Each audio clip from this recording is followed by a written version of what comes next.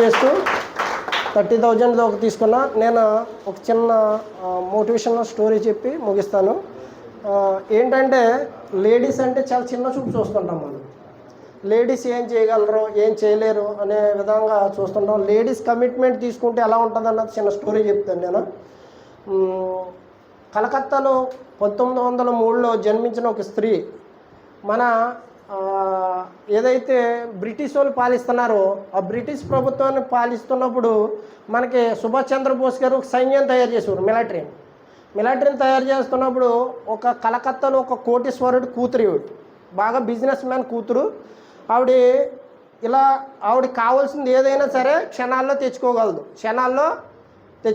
తెచ్చేవాడు వాళ్ళ ఫాదర్. ఆవిడ అడిగింది ఒకే ఒక అమ్మాయి, ఏం అడిగినా కాదనేవాడు కాదు, ఏం కావాలన్నా ఇచ్చేవాడు. అలాగే వెళ్తుండగా ఈ ఫ్రీడమ్ ఫైట్ జరిగేది కదా, ఫ్రీడమ్ ఫైట్ జరుగుతున్నప్పుడు ఆవిడ సూచింది ఏంటి అంటే మన బ్రిటిష్ వాళ్ళు మన మీద చేస్తున్న అరాచకాలు ఇన్ని చూసి చెల్లించిపోయి ఏంటి ఇలా జరుగుతుంది, మన ఇండియాలో వేరే వాళ్ళు వచ్చి వాళ్ళ పెత్తనదారులుగా ఉండడం ఏంటని అన్నీ అడిగినప్పుడు వీళ్ళ ఫాదర్ ఏం చేసేవారంటే కొన్ని ఫండ్స్ ఇచ్చేవారు మిలిటరీ వాళ్ళకి. ఎందుకంటే వాళ్ళ మిలిటరీ వాళ్ళ దగ్గర ఏం బిజినెస్ చేసేవాడు కాదు, కాకపోతే వాళ్ళ నుంచి ఈయనకేమీ అబ్జెక్షన్ రాకుండా ఉండడం కోసం ఫండ్స్ ఇచ్చేవాడు. అది ఈవిడికి నచ్చేది కాదు. ఈవిడ ఏం చేసిందంటే ఇలా తిరుగుతుండగా సుభాష్ చంద్రబోస్ గారికి కనెక్ట్ అయ్యి ఎలాగైనా నేను వాళ్ళ ఫాదర్ని అడిగింది, నేను ఏదైతే స్వతంత్ర సమరయోధులు ఉన్నారో వాళ్ళతో నేను వర్క్ చేస్తాను, వాళ్ళతోనే నేను ఉంటానని సుభాష్ చంద్రబోస్ గారు మిలిటరీలో జాయిన్ అయిన తర్వాత ఈవిడు అలా తిరుగుతూ ఉండగా ఈవిడికి ఏమైందంటే మ్యారేజ్ చేశారు. మ్యారేజ్ ఎవరితో చేశారంటే ఒక పెద్ద ఆఫీసర్తో చేశారు. ఆయన ఎవరి దగ్గర పనిచేస్తున్నారంటే మిలిటరీ వాళ్ళ దగ్గర స్పెషల్ ఆఫీసర్ ఆయన. ఈయన మ్యారేజ్ చేసిన తర్వాత ఏం చేసింది, ఈవిడేమో ఫ్రీడమ్ ఫైటరు, ఆయనేమో మిలిటరీ వాళ్ళకి పనిచేస్తున్నాడు, ఆయన ఒక స్పెషల్ ఆఫీసర్ వాళ్ళకి. ఆవిడ ఏం చెప్పిందంటే మీరు వాళ్ళ దగ్గర పనిచేయడం నాకు ఇష్టం లేదు, మీరు మన దగ్గర చాలా డబ్బు ఉంది, బిజినెస్లు ఉన్నాయి, ఏదో టేకప్ చేద్దాం, మీరు బిజినెస్ వాళ్ళ దగ్గర వర్క్ చేయొద్దని చెప్పింది. ఆయన ఒప్పుకోలేదు. అది ఏంటంటే మంచి హోదా, ఆయన డ్రీమ్ అదనమాట, వచ్చి ఆఫీసర్గా ఉండాలని. అయితే ఈవిడికి ఈ మిలిటరీ పనిచేస్తుందని ఇంటెలిజెన్సీ ద్వారా బ్రిటిష్ వాళ్ళకి తెలిసింది. బ్రిటిష్ వాళ్ళు ఏం చేశారంటే ఈవిడ్ని వాళ్ళ హస్బెండ్ ద్వారా ఈవిడ ద్వారా సుభాష్ చంద్రబోస్ ఇన్ఫర్మేషన్ తీసుకోవడానికి ప్రయత్నించినప్పుడు ఈవిడ ఏం చేసిందంటే చెప్పకపోతే ఒకసారి ఈవిడ్ని వైజాగ్ నుంచి ఒక ఇంటెలిజెన్సీ రిపోర్ట్ పంపించారు.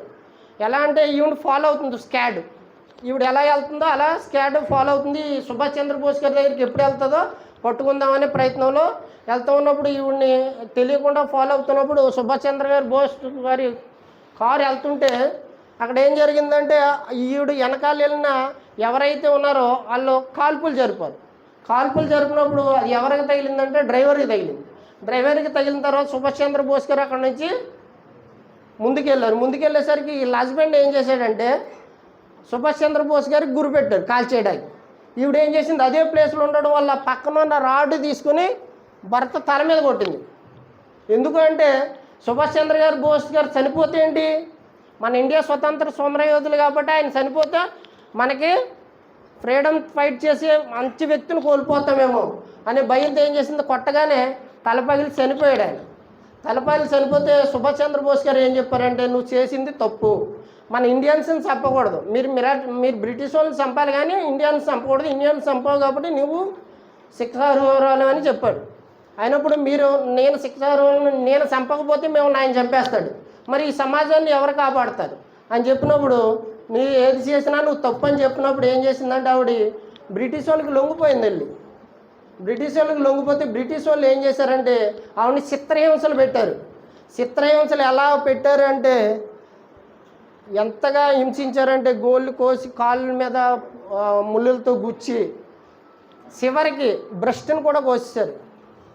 బ్రెస్ట్ను కూడా కోసిన సుభాష్ చంద్రబోస్ గారి అడ్రస్ చెప్పలేదు ఆవిడ.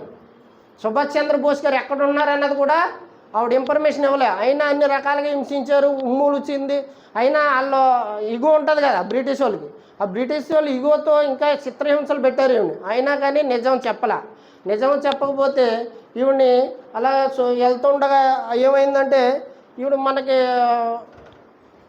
జరుగుతూ ఉంది కదా ఈ ఫ్రీడమ్ ఫైట్ జరుగుతుంది, మనకి స్వతంత్రం వచ్చింది. స్వతంత్రం వచ్చినప్పుడు ఈవిడ ఏం చేస్తే, స్వతంత్రం వచ్చినప్పుడు మన వాళ్ళు వదిలేస్తారు కదా, ఈవిడ ఎక్కడ ఏ జైల్లో పెట్టారంటే అండమాన్ జైల్లో పెట్టారు.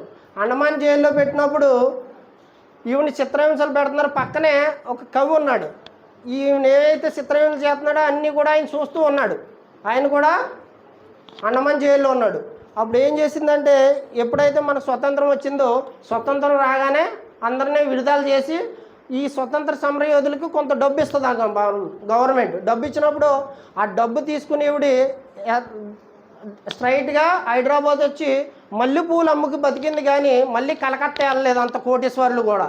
ఎందుకంటే ఎందుకు ఈ మాట చెప్తున్నానంటే, లేడీస్ కమిట్మెంట్ తీసుకుంటే ఎంత స్ట్రాంగ్గా ఉంటుంది అన్నది, లేడీస్ అనేది చిన్న విషయం కాదు. వాళ్ళు కమిట్మెంట్ తీసుకుంటే ఎంతకైనా తెగిస్తారో, ఎలాంటి పన్నైనా అవలీలగా చేయగలరు. ఆ సత్తా లేడీస్కి ఉందని ఈ సభ మొత్తం తెలియజేస్తున్నాను. థ్యాంక్ యూ నాకు ఈ అవకాశం ఇచ్చినందుకు రత్నశేఖర్ గారికి, మన ఈశ్వర్ గారికి, సాహు గారికి, జోషువా గారికి, రమణ గారికి, సతీష్ గారికి ధన్యవాదాలు. Thank you.